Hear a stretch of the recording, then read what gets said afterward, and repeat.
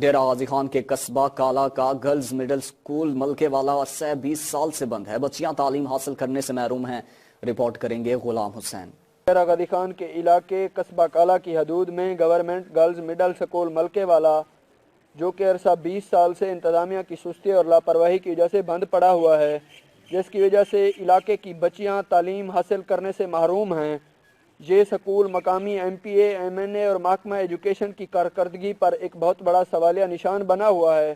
ہماری وزیر اعلیٰ پنجاب سردار عثمان احمد خان بزدار اور وزیر تعلیم مراد راز سے اپیل ہے کہ اس سکول کو جلد از جلد بحال کیا جائے تاکہ ہمارے علاقے کی بچیاں تعلیم حاصل کر کے علم سے استفادہ حاصل کر سکیں۔ غلام حسین گرچانی، سٹی نیوز، ڈیرہ غازی خان۔ ہم لاتے ہیں ٹاپ نیوز، آپ کے فیورٹ ٹاک شوز اور ان لمیٹڈ انٹرٹینمنٹ صرف یوٹیوب پر۔